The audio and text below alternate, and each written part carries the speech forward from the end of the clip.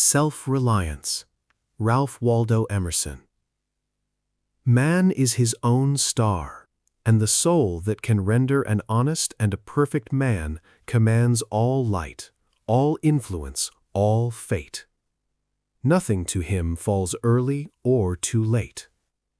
Our acts our angels are, or good or ill, our fatal shadows that walk by us still.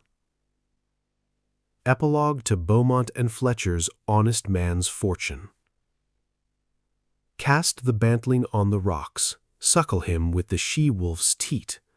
Wintered with the hawk and fox, power and speed be hands and feet.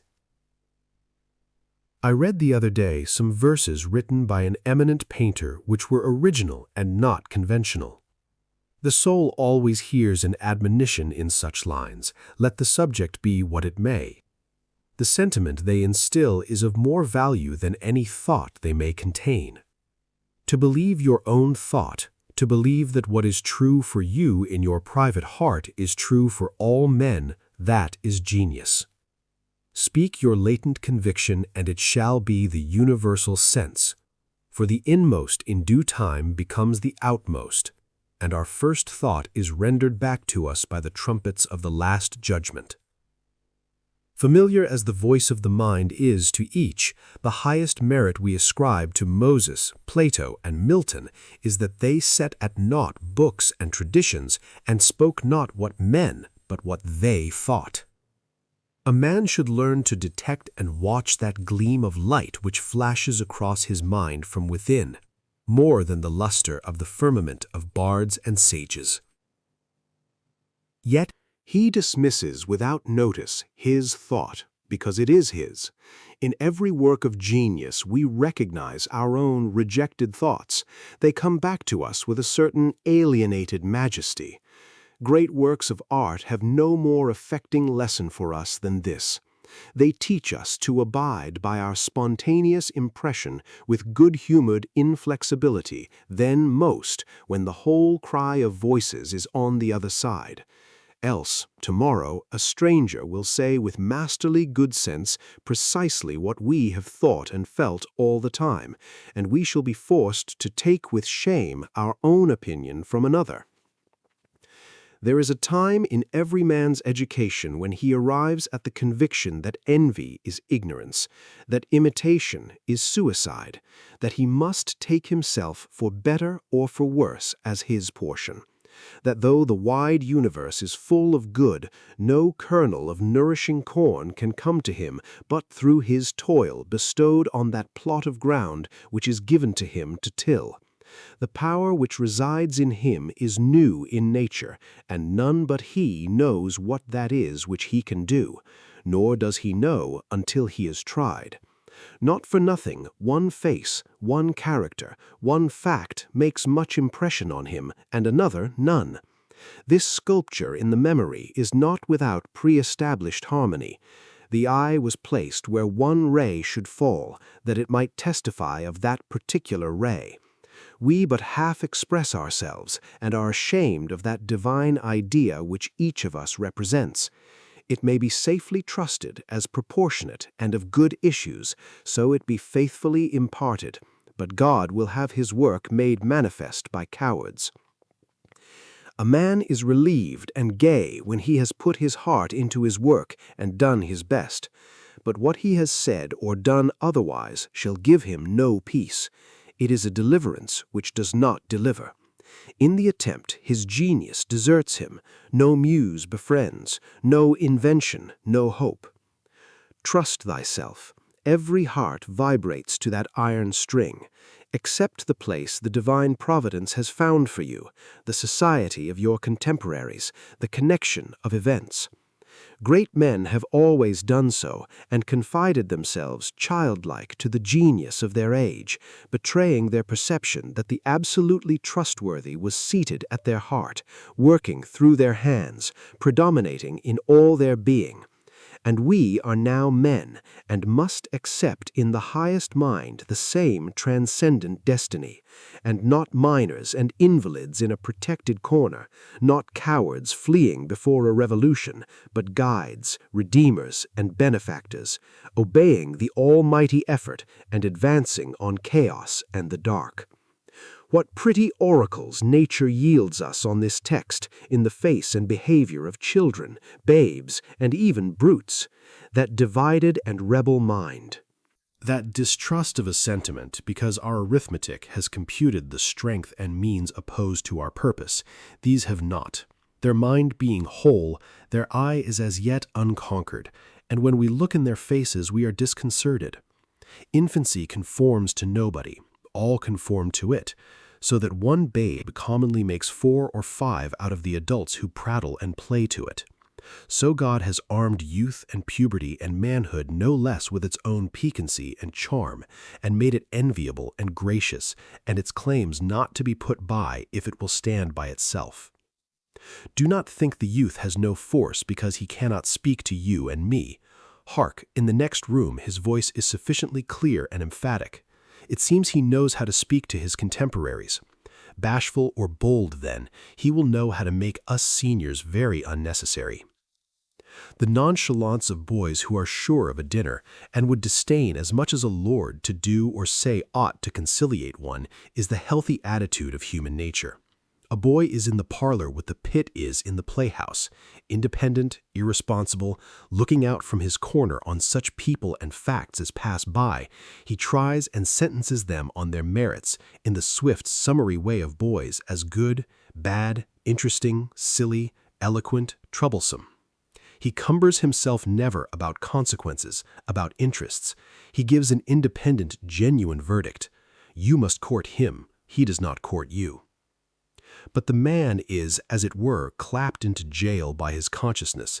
As soon as he has once acted or spoken with a claw, he is a committed person, watched by the sympathy or the hatred of hundreds, whose affections must now enter into his account. There is no Lethe for this. Ah, that he could pass again into his neutrality!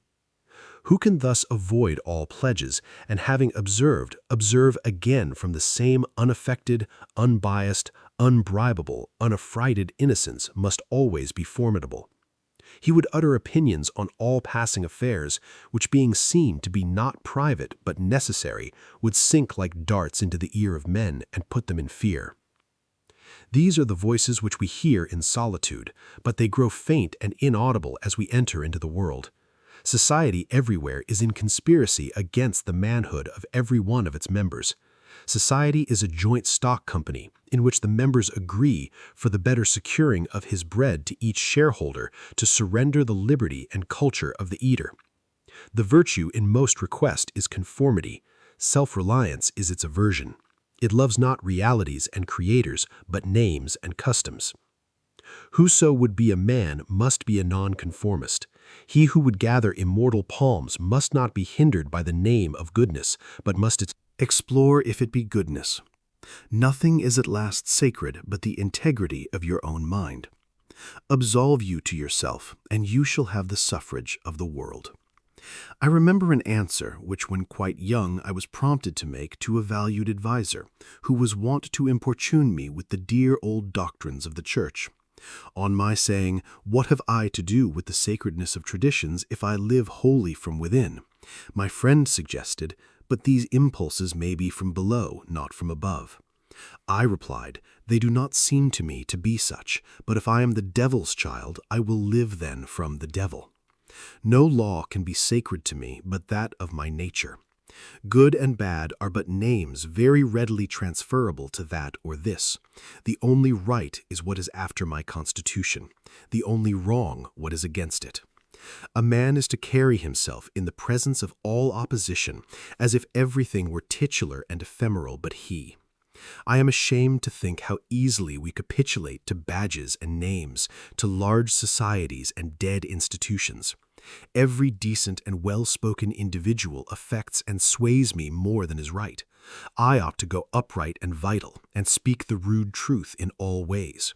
If malice and vanity wear the coat of philanthropy, shall that pass? If an angry bigot assumes this bountiful cause of abolition and comes to me with his last news from Barbados, why should I not say to him, "Go love thy infant, love thy woodchopper, be good-natured and modest, have that grace, and never varnish your hard, uncharitable ambition with this incredible tenderness for black folk 1,000 miles off. Thy love afar is spite at home." Rough and graceless would be such greeting, but truth is handsomer than the affectation of love. Your goodness must have some edge to it, else it is none. The doctrine of hatred must be preached as the counteraction of the doctrine of love when that pules and whines. I shun father and mother and wife and brother when my genius calls me. I would write on the lintels of the doorpost, whim. I hope it is somewhat better than whim at last, but we cannot spend the day in explanation. Expect me not to show cause why I seek or why I exclude company.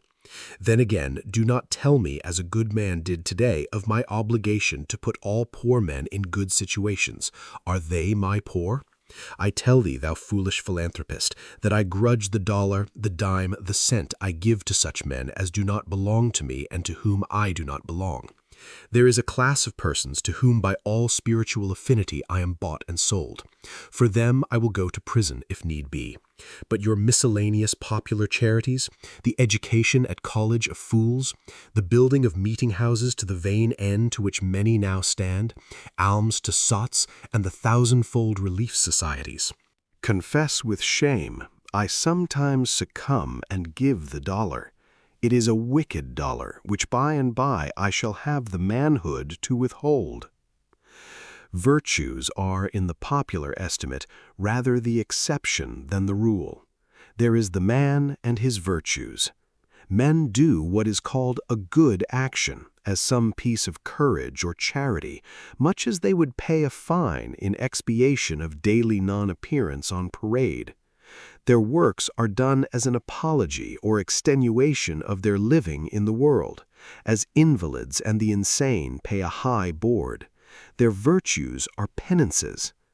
I do not wish to expiate, but to live. My life is for itself and not for a spectacle. I much prefer that it should be of a lower strain, so it be genuine and equal, than that it should be glittering and unsteady. I wish it to be sound and sweet, and not to need diet and bleeding. I ask primary evidence that you are a man, and refuse this appeal from the man to his actions. I know that for myself it makes no difference whether I do or forbear those actions which are reckoned excellent. I cannot consent to pay for a privilege where I have intrinsic right. Few and mean as my gifts may be, I actually am, and do not need for my own assurance or the assurance of my fellows any secondary testimony. What I must do is all that concerns me, not what the people think. This rule, equally arduous in actual and intellectual life, may serve for the whole distinction between greatness and meanness. It is the harder because you will always find those who think they know what is your duty better than you know it. It is easy in the world to live after the world's opinion. It is easy in solitude to live after our own. But the great man is he who in the midst of the crowd keeps with perfect sweetness the independence of solitude. The objection to conforming to usages that have become dead to you is that it scatters your force. It loses your time and blurs the impression of your character. If you maintain a dead church, contribute to a dead Bible society, vote with a great party either for the government or against it, spread your table like base housekeepers, under all these screens I have difficulty to detect the precise man you are. And of course, so much force is withdrawn from your proper life. But do your work and I shall know you. Do your work and you shall reinforce yourself. A man must consider what a blind man's buff is this game of conformity. If I know your sect, I anticipate your argument. I hear a preacher announce for his text and topic the expediency of one of the institutions of his church. Do I not know beforehand that not possibly can he say a new and spontaneous word? Do I not know that with all this ostentation of examining the grounds of the institution, he will do no such thing? Do I not know that he is pledged to himself not to look but at one side? Side, the permitted side, not as a man, but as a parish minister. He is a retained attorney, and these heirs of the bench are the emptiest affectation. Well, most men have bound their eyes with one or another handkerchief and attached themselves to some one of these communities of opinion. This conformity makes them not false in a few particulars, authors of a few lies, but false in all particulars. Their every truth is not quite true. Their two is not the real two, their four not the real four, so that every word they say chagrins us, and we know not where to begin to set them right. Meantime, nature is not slow to equip us in the prison uniform of the party to which we adhere.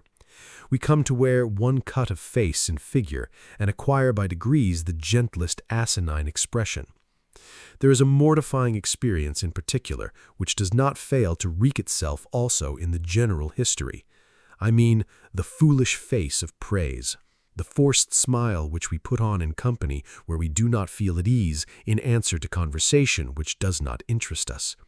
The muscles, not spontaneously moved, but moved by a low, usurping willfulness, grow tight about the outline of the face with the most disagreeable sensation. For nonconformity the world whips you with its displeasure, and therefore a man must know how to estimate a sour face. The bystanders look askance on him in the public street, or in the friend's parlor. If this aversation had its origin in contempt and resistance like his own, he might well go home with a sad countenance. But the sour faces of the multitude, like their sweet faces, have no deep cause, but are put on and off as the wind blows and a newspaper directs. Yet is the discontent of the multitude more formidable than that of the Senate and the college. It is easy enough for a firm man who knows the world to brook the rage of the cultivated classes. Their rage is decorous and prudent, for they are timid as being very vulnerable themselves. But when to their feminine rage the indignation of the people is added, when the ignorant and the poor are aroused, when the unintelligent brute force that lies at the bottom of society is made to growl and mow, it needs the habit of magnanimity and religion to treat it godlike, as a trifle of no concernment.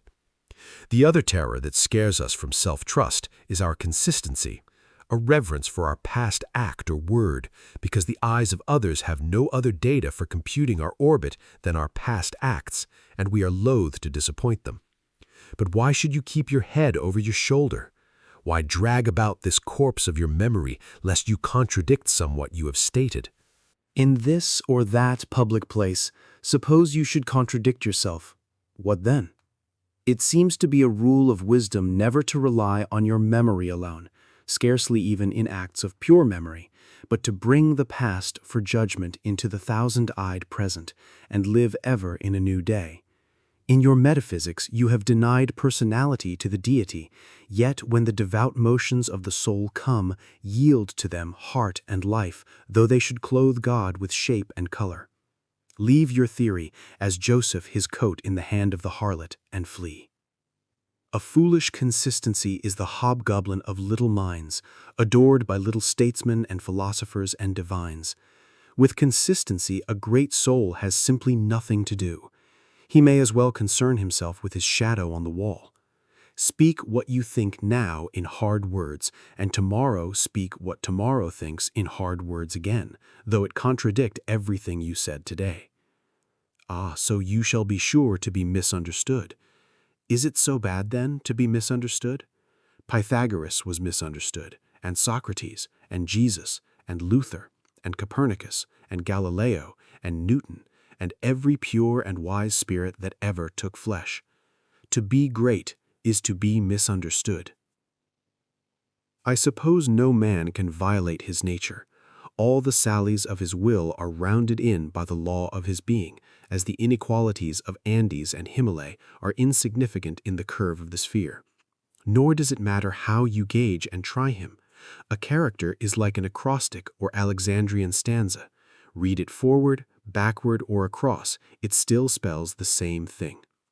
In this pleasing, contrite wood life which God allows me, let me record day by day my honest thought, without prospect or retrospect, and I cannot doubt it will be found symmetrical, though I mean it not, and see it not. My book should smell of pines and resound with the hum of insects. The swallow over my window should interweave that thread or straw he carries in his bill into my web also. We pass for what we are. Character teaches above our wills. Men imagine that they communicate their virtue or vice only by overt actions, and do not see that virtue or vice emit a breath every moment. There will be an agreement in whatever variety of actions, so they be each honest and natural in their hour. For of one will the actions will be harmonious, however unlike they seem. These varieties are lost sight of at a little distance, at a little height of thought. One tendency unites them all. The voyage of the best ship is a zigzag line of 100 tacks. See the line from a sufficient distance, and it straightens itself to the average tendency. Your genuine action will explain itself, and will explain your other genuine actions. Actions. Your conformity explains nothing. Act singly, and what you have already done singly will justify you now. Greatness appeals to the future. If I can be firm enough today to do right and scorn eyes, I must have done so much right before as to defend me now. Be it how it will, do right now. Always scorn appearances, and you always may. The force of character is cumulative. All the foregone days of virtue work their health into this. What makes the majesty of the heroes of the Senate and the field which so fills the imagination? The consciousness of a train of great days and victories behind. They shed an united light on the advancing actor. He is attended as by a visible escort of angels. That is it which throws thunder into Chatham's voice, and dignity into Washington's port, and America into Adams's eye. Honor is venerable to us because it is no ephemeris. It is always ancient virtue. We worship it today because it is not of today. We love it and pay it homage because it is not a trap for our love and homage, but is self-dependent, self-derived, and therefore of an old immaculate pedigree, even if shown in a young person. I hope in these days we have heard the last of conformity and consistency. Let the words be gazetted and ridiculous henceforward. Instead of the gong for dinner, let us hear a whistle from the Spartan fife. Let us never bow and apologize more. A great man is coming to eat at my house. I do not wish to please him. I wish that he should wish to please me. I will stand here for humanity, and though I would make it kind, I would make it true. Let us affront and reprimand the smooth mediocrity and squalid contentment of the times, and hurl in the face of custom and trade and office the fact which is the upshot of all history, that there is a great responsible thinker and actor working wherever a man works, that a true man belongs to no other time or place, but is the center of things. Where he is, there is nature. He measures you and all men and all events. Ordinarily, everybody in society reminds us of somewhat else or of some other person. Character, reality reminds you of nothing else. It takes place of the whole creation. The man must be so much that he must make all circumstances indifferent. Every true man is a cause, a country, and an age. Requires infinite spaces and numbers and time fully to accomplish his design, and posterity seem to follow his steps as a train of clients. A man Caesar is born, and for ages after we have a Roman Empire. Christ is born, and millions of minds so grow and cleave to his genius that he is confounded with virtue and the possible of man.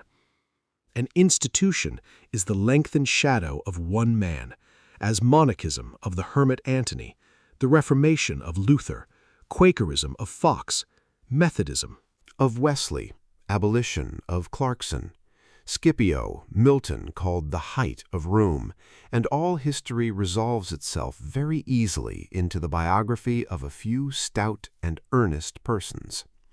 Let a man then know his worth, and keep things under his feet. Let him not peep or steal, or skulk up and down with the air of a charity boy, a bastard, or an interloper, in the world which exists for him. But the man in the street, finding no worth in himself which corresponds to the force that built a tower, or sculptured a marble god, feels poor when he looks on these. To him a palace, a statue, or a costly book have an alien and forbidding air, much like a gay equipage, and seem to say like that, "Who are you, sir?"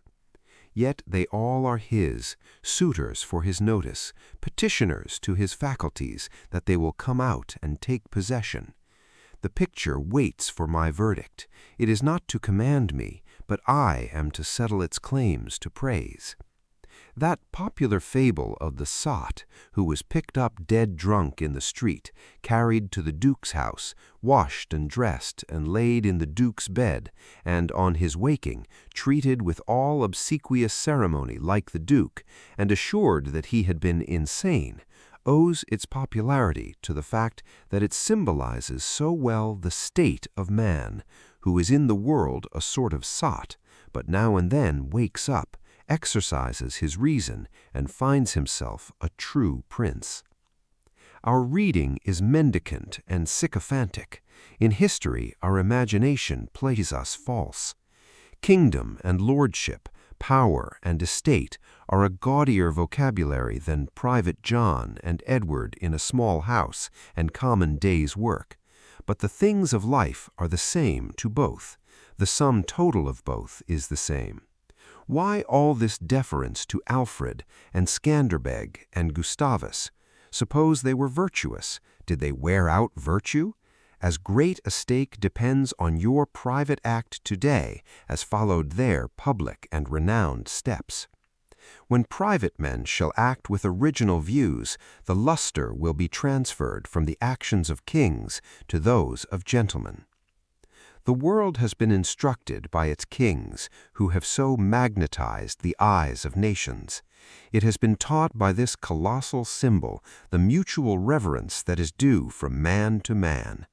The joyful loyalty with which men have everywhere suffered the king, the noble, or the great proprietor to walk among them by a law of his own, make his own scale of men and things, and reverse theirs, pay for benefits not with money, but with honor, and represent the law in his person, was the hieroglyphic by which they obscurely signified their own consciousness of their right and comeliness, the right of every man. The magnetism which all original action exerts is explained when we inquire the reason of self-trust. Who is the trustee? What is the aboriginal? Self on which a universal reliance may be grounded. What is the nature and power of that science-baffling star, without parallax, without calculable elements, which shoots a ray of beauty even into trivial and impure actions if the least mark of independence appear? The inquiry leads us to that source, at once the essence of genius, of virtue, and of life, which we call spontaneity or instinct. We denote this primary wisdom as intuition, whilst all later teachings are tuitions. In that deep force, the last fact behind which analysis cannot go, all things find their common origin. For the sense of being which in calm hours rises, we know not how, in the soul, is not diverse from things, from space, from light, from time, from man, but one with them, and proceeds obviously from the same source whence their life and being also proceed. We first share the life by which things exist, and afterwards see them as appearances in nature, and forget that we have shared their cause. Here is the fountain of action and of thought. Here are the lungs of that inspiration which giveth man wisdom, and which cannot be denied without impiety and atheism. We lie in the lap of immense intelligence, which makes us receivers of its truth and organs of its activity. When we discern justice, when we discern truth, we do nothing of ourselves, but allow a passage to its beams. If we ask whence this comes, If we seek to pry into the soul that causes, all philosophy is at fault. Its presence or its absence is all we can affirm. Every man discriminates between the voluntary acts of his mind and his involuntary perceptions, and knows that to his involuntary perceptions a perfect faith is due. He may err in the expression of them, but he knows that these things are so, like day and night, not to be disputed. My willful actions and acquisitions are but roving. The idlest reverie, the faintest native emotion command my curiosity and respect. Thoughtless people contradict as readily the statement of perceptions as of opinions, or rather much more readily, for they do not distinguish between perception and notion. They fancy that I choose to see this or that thing. But perception is not whimsical, but fatal. If I see a trait, my children will see it after me, and in course of time all mankind, although it may chance that no one has seen it before me.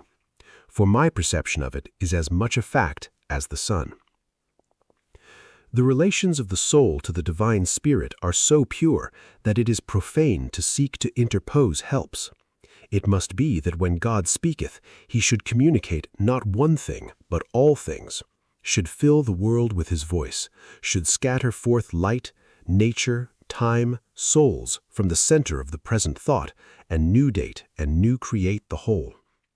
Whenever a mind is simple and receives a divine wisdom, old things pass away, means Teachers, texts, temples fall. It lives now and absorbs past and future into the present hour.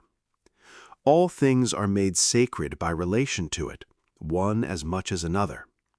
All things are dissolved to their center by their cause, and in the universal miracle, petty and particular miracles disappear. If, therefore, a man claims to know and speak of God, and carries you backward to the phraseology of some old mouldered nation in another country, in another world, believe him not. Is the acorn better than the oak, which is its fullness and completion? Is the parent better than the child into whom he has cast his ripened being? Whence then this worship of the past? The centuries are conspirators against the sanity and authority of the soul. Time and space are but physiological colors which the eye makes, but the soul is light. Where it is day. Where it was is night. And history is an impertinence and an injury if it be anything more than a cheerful apologue or parable of my being and becoming.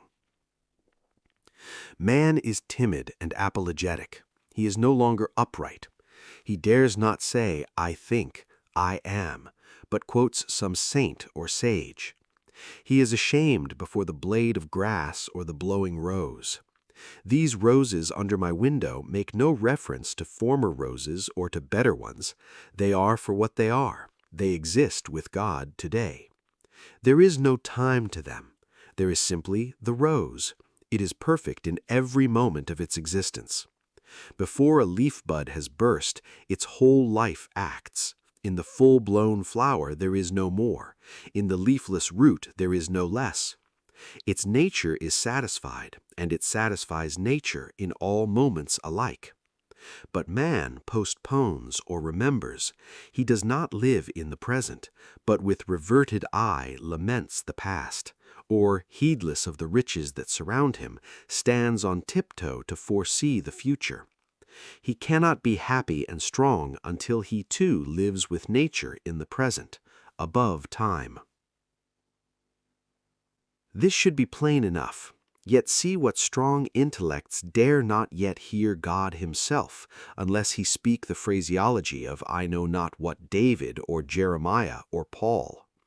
We shall not always set so great a price on a few texts, on a few lives. We are like children who repeat by rote the sentences of grandams and tutors, and as they grow older, of the men of talents and character they chance to see, painfully recollecting the exact words they spoke. Afterwards, when they come into the point of view which those had who uttered these sayings, they understand them and are willing to let the words go. For at any time they can use words as good when occasion comes. If we live truly, we shall see truly. It is as easy for the strong man to be strong as it is for the weak to be weak. When we have new perception, we shall gladly disburden the memory of its hoarded treasures as old rubbish. When a man lives with God, his voice shall be as sweet as the murmur of the brook and the rustle of the corn. And now at last, the highest truth on this subject remains unsaid, probably cannot be said, for all that we say is the far-off remembering of the intuition. That thought, by what I can now nearest approach to say it, is this: when good is near you, when you have life in yourself, it is not by any known or accustomed way. You shall not discern the footprints of any other. You shall not see the face of man. You shall not hear any name. The way, the thought, the good, shall be wholly strange and new. It shall exclude example and experience. You take the way from man, not to man. All persons that ever existed are its forgotten ministers. Fear and hope are alike beneath it. There is somewhat low even in hope. In the hour of vision, there is nothing that can be called gratitude, nor properly joy. The soul raised over passion beholds identity and eternal causation, perceives the self-existence of truth and right, and calms itself with knowing that all things go well. Vast spaces of nature, the Atlantic Ocean, the South Sea, long intervals of time, years, centuries, are of no account. This which I think and feel underlay every former state of life and circumstances, as it does underlie my present, and what is called life, and what is called death. Life only avails, not the having lived. Power ceases in the instant of repose. It resides in the moment of transition from a past to a new state, in the shooting of the gulf, in the darting to an aim. This one fact the world hates, that the soul becomes. For that forever degrades the past, turns all riches to poverty, all reputation to a shame, confounds the saint with the rogue, shoves Jesus and Judas equally aside. Why then do we prate of self-reliance? Inasmuch as the soul is present, there will be power, not confident, but agent. To talk of reliance is a poor external way of speaking. Speak rather of that which relies, because it works and is. Who has more obedience than I, masters me, though he should not raise his finger. Round him I must revolve by the gravitation of spirits. We fancy it rhetoric when we speak of eminent virtue. We do not yet see that virtue is height, and that a man or a company of men, plastic and permeable to principles, by the law of nature must overpower and ride all cities, nations, kings, rich men, poets, who are not. This is the ultimate fact which we so quickly reach on this as on every topic, the resolution of all into the ever-blessed one. Self-existence is the attribute of the supreme cause, and it constitutes the measure of good by the degree in which it enters into all lower forms. All things real are so by so much virtue as they contain.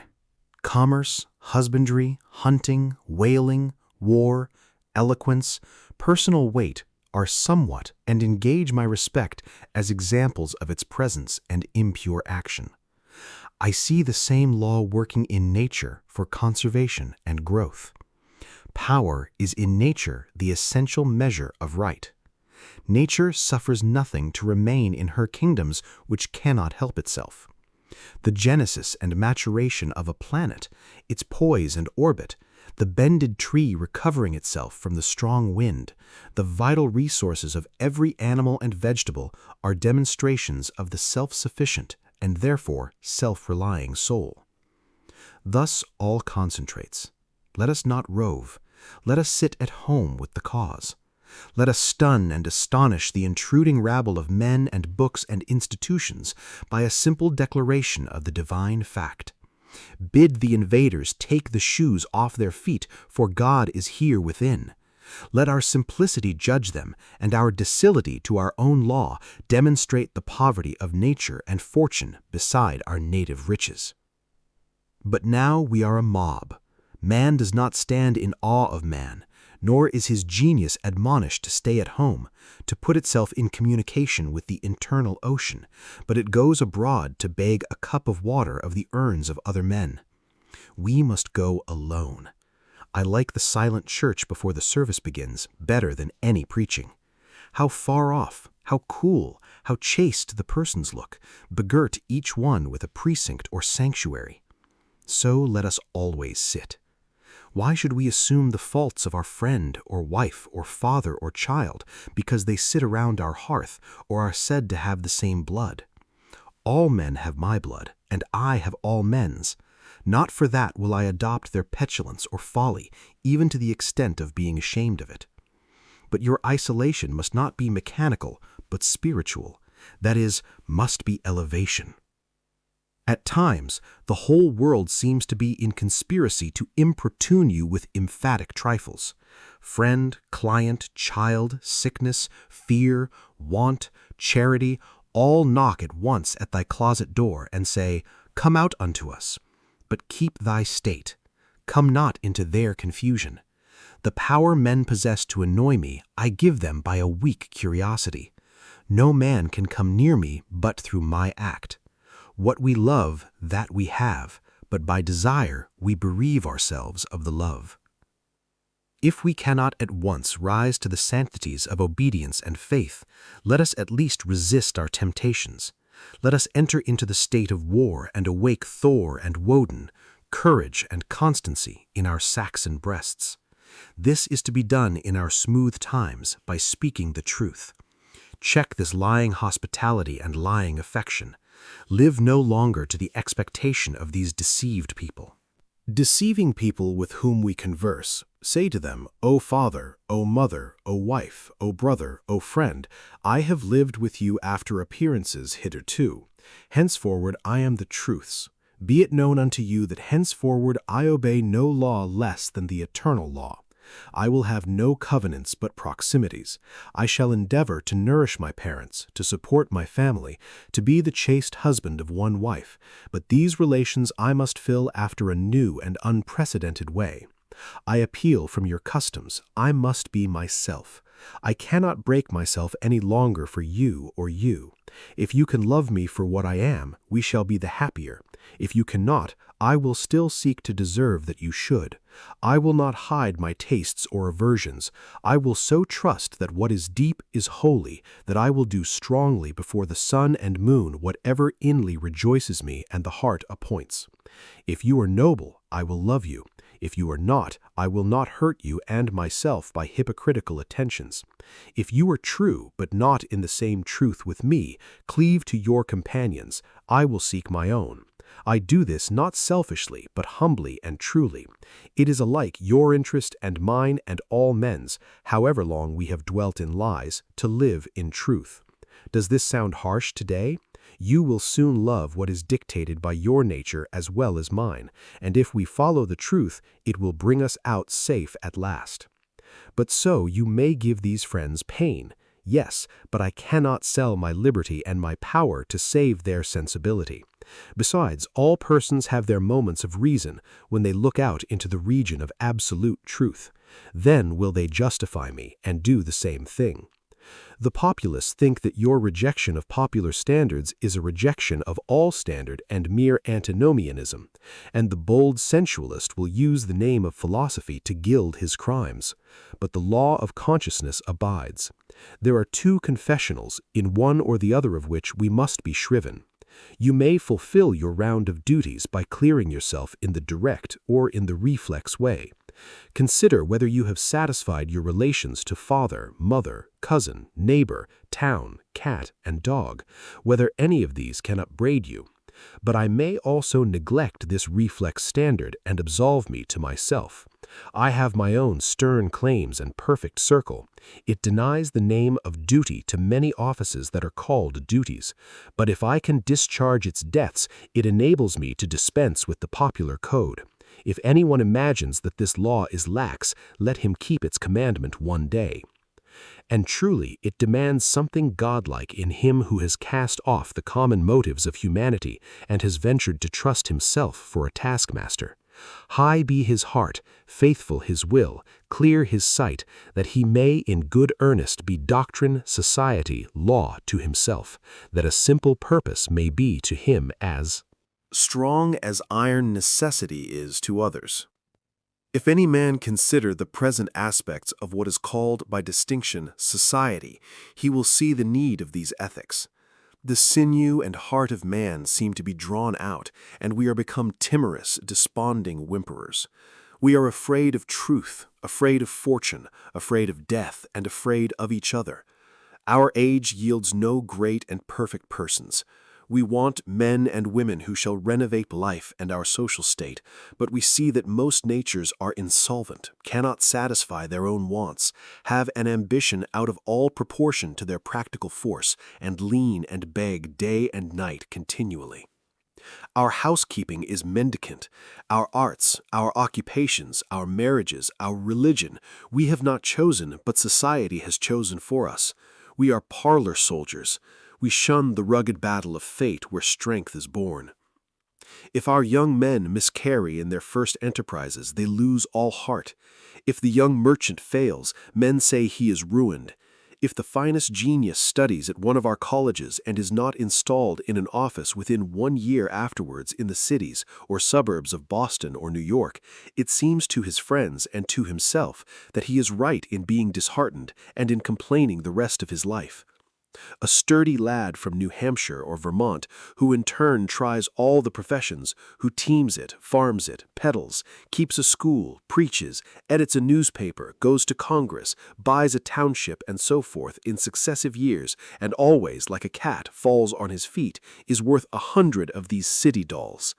He walks abreast with his days, and feels no shame in not studying a profession, for he does not postpone his life, but lives already.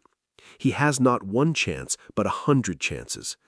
Let a Stoic open the resources of man, and tell men they are not leaning willows, but can and must detach themselves, that with the exercise of self-trust new powers shall appear, that a man is the Word made flesh, born to shed healing to the nations, that he should be ashamed of our compassion, and that the moment he acts from himself, tossing the laws, the books, idolatries, and customs out of the window, we pity him no more, but thank and revere him. And that teacher shall restore the life of man to splendor and make his name dear to all history. It is easy to see that a greater self-reliance must work a revolution in all the offices and relations of men, in their religion, in their education, in their pursuits, their modes of living, their association, in their property, in their speculative views. In what prayers do men allow themselves? That which they call a holy office is not so much as brave and manly. Prayer looks abroad and asks for any else some foreign addition to come through some foreign virtue, and loses itself in endless mazes of natural and supernatural, and mediatorial and miraculous. Prayer that craves a particular commodity, anything less than all good, is vicious. Prayer is the contemplation of the facts of life from the highest point of view. It is the soliloquy of a beholding and jubilant soul. It is the Spirit of God pronouncing His works good. But prayer as a means to effect a private end is meanness and theft. It supposes dualism and not unity in nature and consciousness. As soon as the man is at one with God, he will not beg. He will then see prayer in all action. The prayer of the farmer kneeling in his field to weed it, the prayer of the rower kneeling with the stroke of his oar are true prayers heard throughout nature, though for cheap ends. Caratak in Fletcher's Bonduca, when admonished to inquire the mind of the god Audite, replies, "His hidden meaning lies in our endeavors. Our valors are our best gods." Another sort of false prayers are our regrets. Discontent is the want of self-reliance. It is infirmity of will. Regret calamities if you thereby can help the sufferer. If not, attend your own work, and already the evil begins to be repaired. Our sympathy is just as base. We come to them who weep foolishly and sit down and cry for company, instead of imparting to them truth and health in rough electric shocks, putting them once more in communication with their own reason. The secret of fortune is joy in our hands. Welcome evermore to gods and men is the self-helping man. For him all doors are flung wide, him all tongues greet, all honors crown, all eyes follow with desire. Our love goes out to him and embraces him because he did not need it. We solicitously and apologetically caress and celebrate him because he held on his way and scorned our disapprobation. The gods love him because men hated him.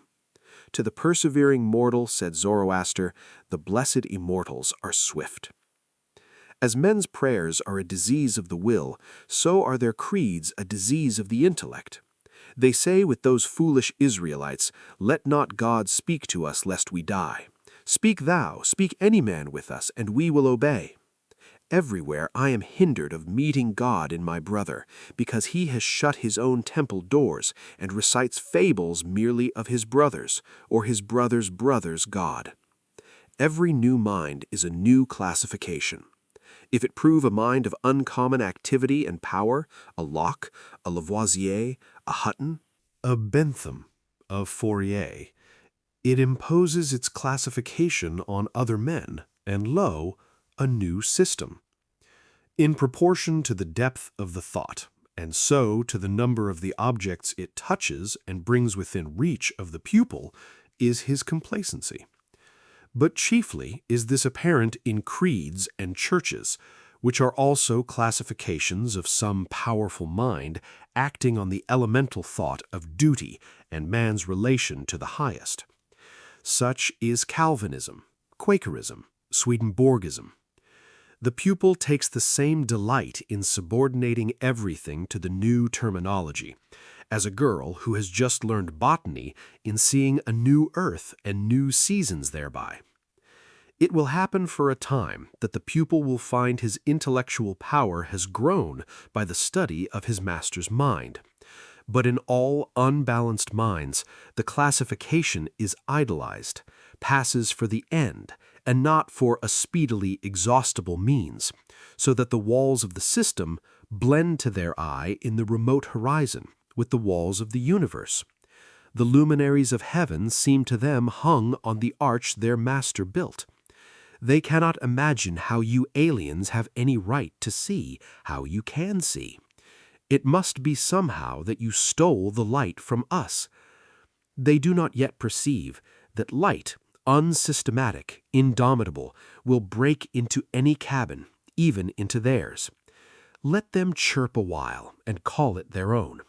If they are honest and do well, presently their neat new pinfold will be too straight and low, will crack, will lean, will rot and vanish, and the immortal light, all young and joyful, million-orbed, million-colored, will beam over the universe as on the first morning. 2. It is for want of self-culture that the superstition of traveling, whose idols are Italy, England, Egypt, retains its fascination for all educated Americans. They who made England, Italy, or Greece venerable in the imagination did so by sticking fast where they were, like an axis of the earth. In manly hours we feel that duty is our place. The soul is no traveler. The wise man stays at home, and when his necessities, his duties, on any occasion calls him from his house or into foreign lands, he is at home still, and shall make men sensible by the expression of his countenance that he goes the missionary of wisdom and virtue, and visits cities and men like a sovereign, and not like an interloper or a valet. I have no churlish objection to the circumnavigation of the globe for the purposes of art, of study, and benevolence, so that the man is first domesticated, or does not go abroad with the hope of finding somewhat greater than he knows. He who travels to be amused, or to get somewhat which he does not carry, travels away from himself, and grows old even in youth among old things. In Thebes, in Palmyra, his will and mind have become old. Dilapidated as they, he carries ruins to ruins. Traveling is a fool's paradise. Our first journeys discover to us the indifference of places.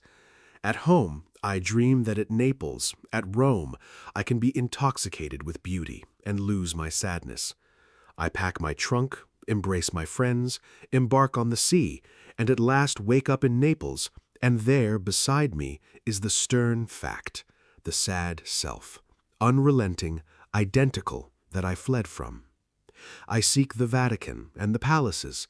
I affect to be intoxicated with sights and suggestions, but I am not intoxicated.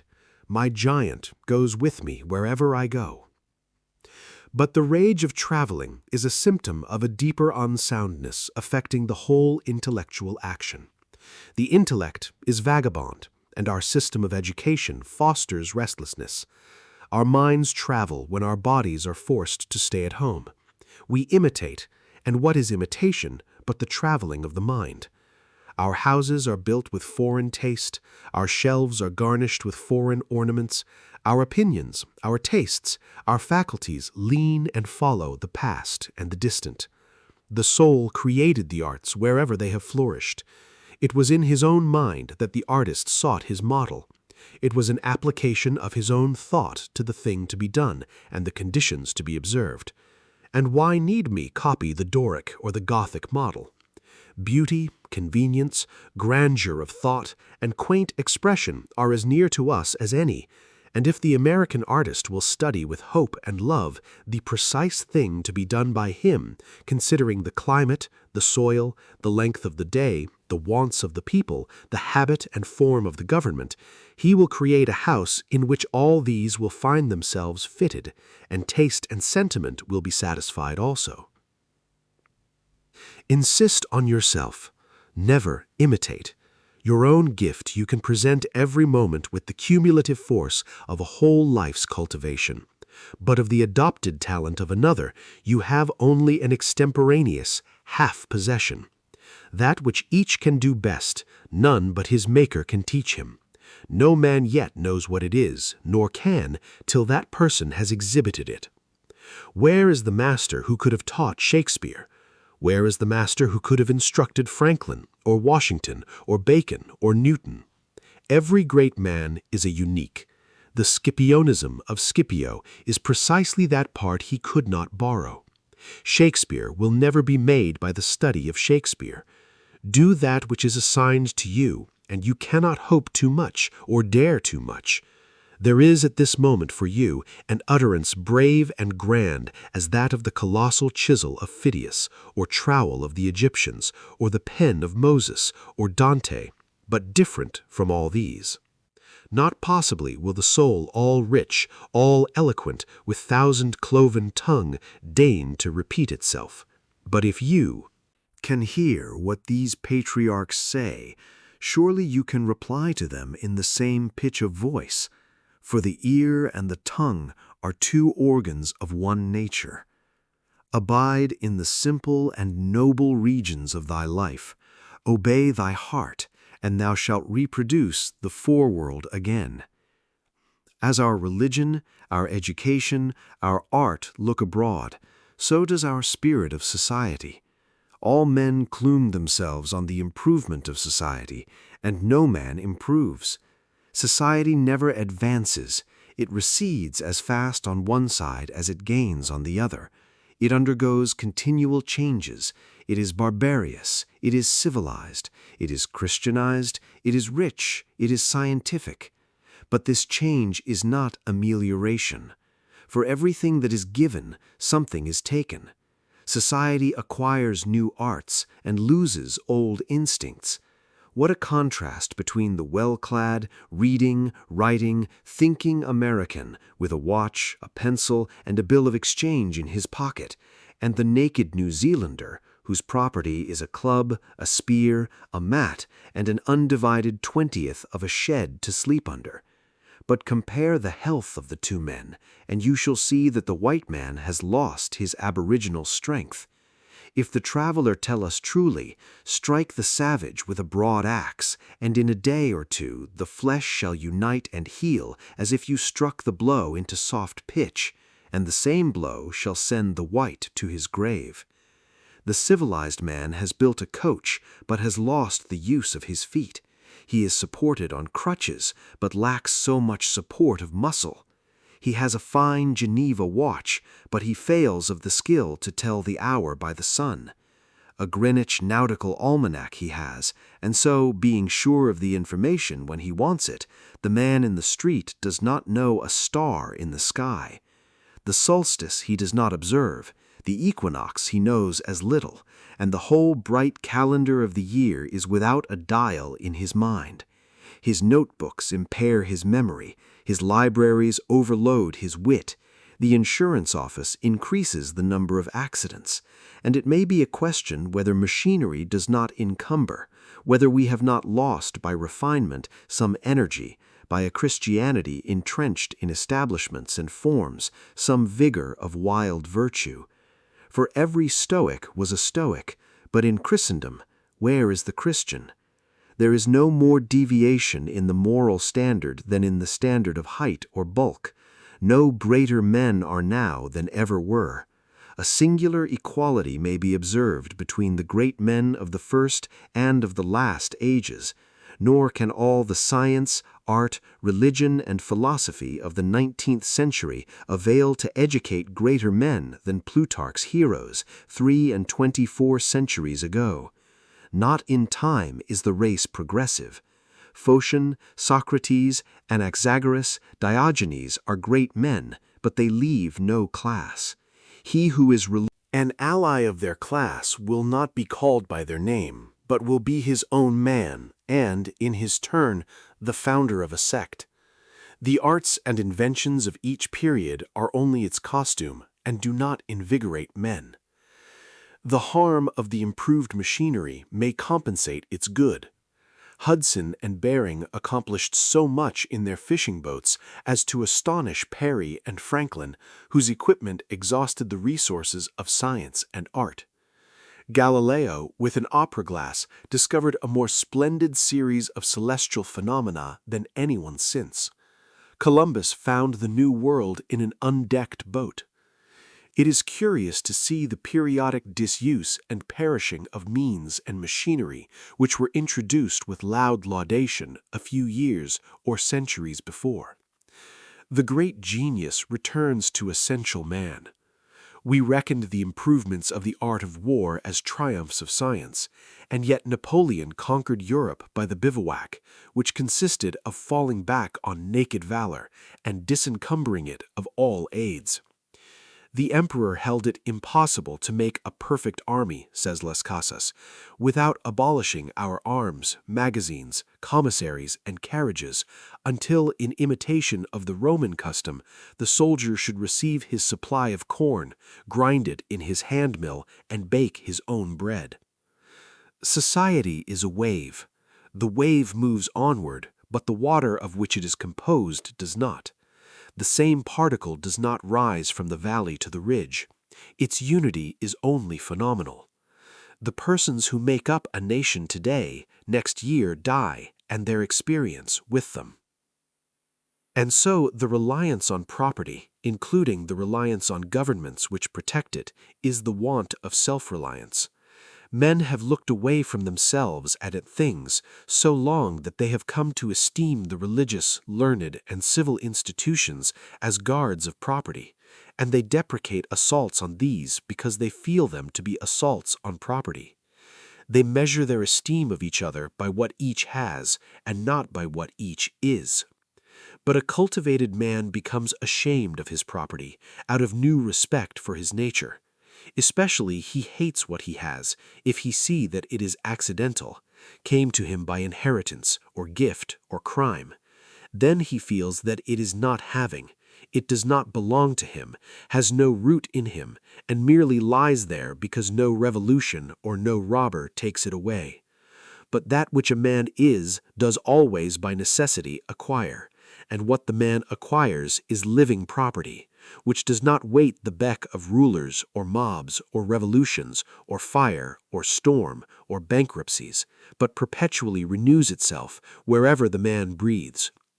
Thy lot or portion of life, said the Caliph Ali, is seeking after you, therefore be at rest from seeking after it. Our dependence on these foreign goods leads us to our slavish respect for numbers. The political parties meet in numerous conventions. The greater the concourse, and with each new uproar of announcement, the delegation from Essex, the Democrats from New Hampshire, the Whigs of Maine, the young patriot feels himself stronger than before by a new thousand of eyes and arms. In like manner, the reformers summon conventions and vote and resolve in multitude. Not so, O friends, will the God deign to enter and inhabit you, but by a method precisely the reverse. It is only as a man puts off all foreign support and stands alone that I see him to be strong and to prevail. He is weaker by every recruit to his banner. Is not a man better than a town? Ask nothing of men, and in the endless mutation, thou only firm column must presently appear the upholder of all that surrounds thee. He who knows that power is inborn, that he is weak because he is looked for good out of him and elsewhere, and so perceiving, throws himself unhesitatingly on his thought, instantly rights himself, stands in the erect position, commands his limbs, works miracles. Just as a man who stands on his feet is stronger than a man who stands on his head. So use all that is called fortune. Most men gamble with her, and gain all and lose all as her wheel rolls. But thou leave as unlawful these winnings, and deal with cause and effect, the chancellors of God. In the will work and acquire, and thou hast chained the wheel of chance, and shalt sit hereafter out of fear from her rotations. A political victory, a rise of rents, the recovery of your sick, or the return of your absent friend, or some other favorable event raises your spirits, and you think good days are preparing for you. Do not believe it. Nothing can bring you peace but yourself. Nothing can bring you peace but the triumph of principles.